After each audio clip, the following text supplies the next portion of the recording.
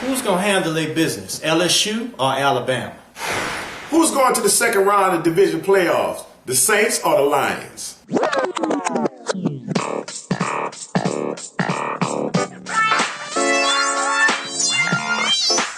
What's up, y'all? Welcome back to another episode of Say That Shit, where we go hard in the paint all day, every day, 100% uncut, raw conversation on some of the hottest topics in sports. My name is JB. It's Nell. And what we're going to do, we're going to get it on and popping. We're going to get it started. One of the first things I want to do, Nell, is congratulate our New Orleans Saints for whooping up on those Carolina Kittens. Oh, I'm sorry.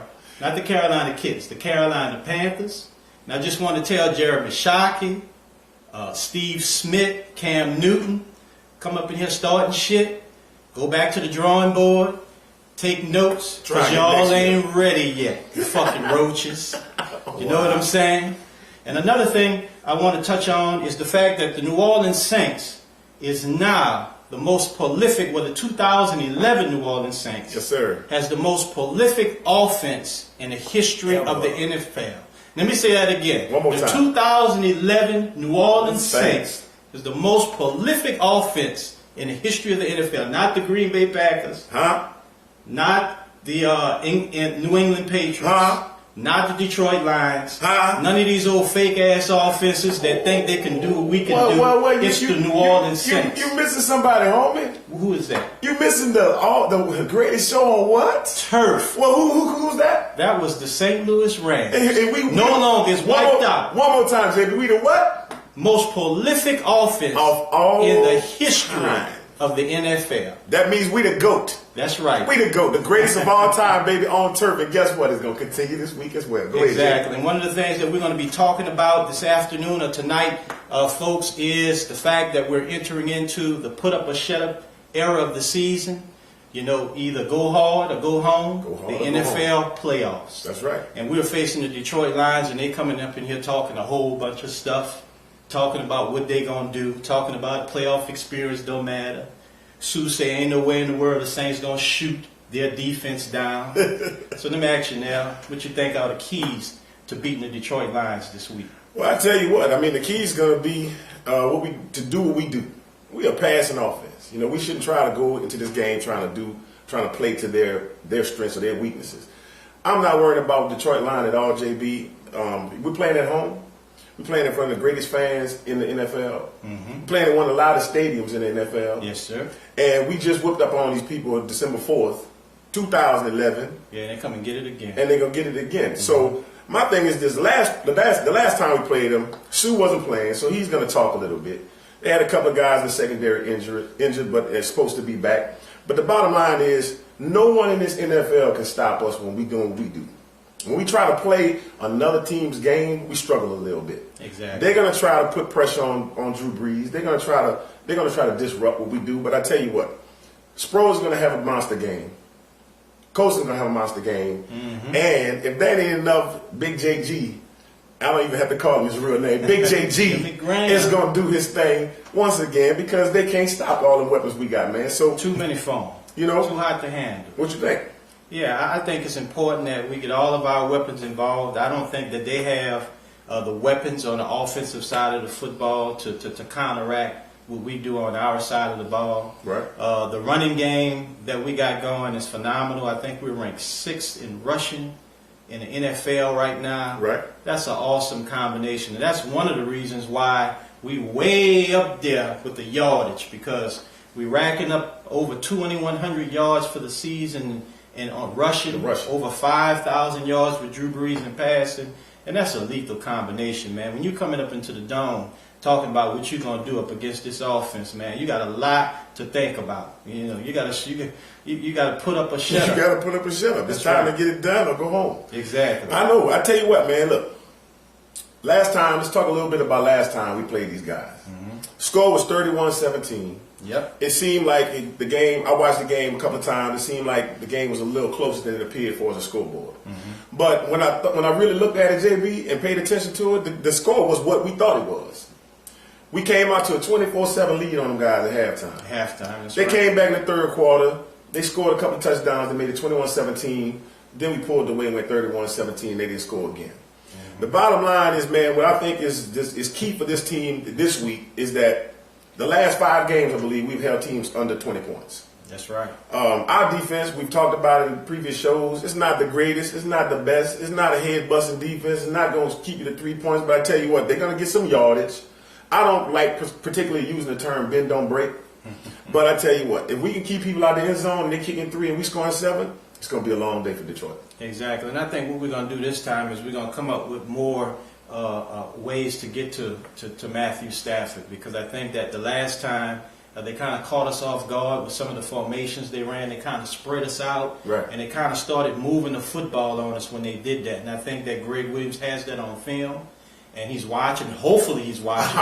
Hopefully he understands that, hey, this team thinks that they can throw the ball on us. Right. Just like Seattle last year. They came in here, we whooped them. When we went out there to Seattle, one of the things they said is we thought we could move the football through the air on the Saints. We didn't have Malcolm Jenkins in that game.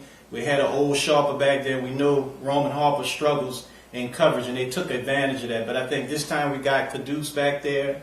We're going to have Malcolm Jenkins back. Roman Harper, he's going to add something to the mix there with his hitting and his aggressiveness. So I think that it's going to be a different game this game. I think we're going to get a lot more pressure on them, and in the dome when it's loud, I think that ultimately that's going to be the breaking point. I think it's going to get loud in there. We're going to get up on them. It's going to get loud, and they're going to start to falter. So I think that, hey, we got this game in the bag if we just do what we do like you said. And with that rushing game and that passing attack, I don't see why we can't win this football game hands down. Another element I want you to bring to the table, it seems like Junior Gillespie getting a little playing time. Yeah. Also, Martez Wilson. I know you was in love with him coming out of Illinois, yes. 3rd-round draft pick. But let me ask you this: what do you think? Why do you think that has been? They've been going towards those guys in the last couple of games. Well, I think they realized that these are young athletes with speed, with power, and I think they can add something to the defense. That Martez Wilson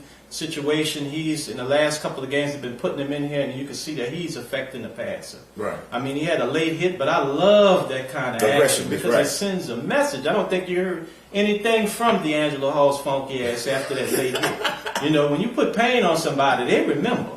They remember the pain, and sometimes you shut them up. Also, when Martez Wilson came into the game and got that sack on Cam Newton, he wasn't really the same after that. So you got to get those speed rushes in there. You got to get those young athletic guys in there. We've been having a few injuries, and that's afforded those guys an opportunity to come in there and do their thing. And I think it's working, and I think a lot of people are sleeping on the fact that the Saints are allowing these young boys to come in and get their ball rolled and get their ball on. I got you. Tell you what, I'm going to look at them and tell our fans and say this: Detroit Lions, beware, baby. And after we whip that ass, we're going to come back and say that shit some more. Yes, sir. Yeah, one of the hottest things that we got going on in New Orleans this weekend, besides the New Orleans Saints playing in the playoffs this Saturday, we have the LSU Tigers going up against those Alabama Crimson Tigers for the BCS championship game. Les Miles versus Nick Saban. Nick Saban. And this is a highly contested game. I agree with most of the prognosticators that this is the 2 best teams in the country. After watching Oklahoma State and Stanford play, there's no way they can get down with Alabama or LSU. So let me ask you now, what you think about this game? What's going to be the outcome? What you think? The outcome is going to be an ass whooping. That 9-6 game that went on in Tuscaloosa, man, was a fluke.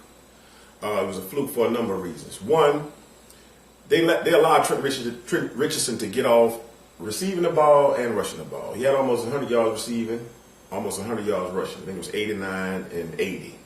All right, and we didn't play our game in that game. I mean, we didn't have the quarterback play that we needed to have. We started the game off with your boy, Jared Jonk Lee. Now, I hate Jared Lee. You love Jared Lee, but I don't love him. But you love him. I give him some credit, though. I don't give him shit. But anyway, we didn't play our best game in the beginning of that game. We gave him 2 turnovers in the beginning of the game. We had to find our feet. We did that, and then ultimately we won the game. We got kind of lucky, man. But they were at home. They were playing in front of 107,000 people in their home stadium. But now they're in our backyard. LSU took an 82-mile ride from from Baton Rouge today on the bus, and the helicopters were following today, baby. Escorting them on in. Escort them on in. When they got in town, they ready. I'm gonna tell you like this: Vegas, bet your money, pick an ass whooping. LSU, I'm saying 12 points. 12 points. 12 points. I think it's going to be a different game this time. I think more points is going to be scored. I think LSU is one of the, over the last couple of years, few years, Les Miles has been here. We may have struggled at the end of the season at a certain point, but when it comes down to those bowl games, they come out all guns a-blazing, and he has them absolutely prepared. Now, right. Nick Saban, maybe the same thing goes for him. He's got a little something for LSU up his sleeves, but I just think that, we have the edge. I think we have a little bit better quarterback play and what we ask our quarterback to do. Right. So I think not hands down, but I think it's going to be a tight game. I think it's going to be a little tighter than what you're talking about, but I say we're going to win by a touchdown. Touchdown. I mean, McCarron ain't going to be able to score on us, man. So if my man Jordan Jefferson do what he do, and I'm going to tell you right here, the X factor is going to be somebody who played first game, had 2 carries. Hilliard. It's going to be the difference making this game. Yes, that's an X factor. Ford was our leading rusher in the first game. When Ware is your first guy. Mm-hmm. But Hilliard wasn't playing in that game, baby, and I tell you what, they got a whole other element they got to look out for. So, hey, LSU Alabama, Bama fans, beware, baby.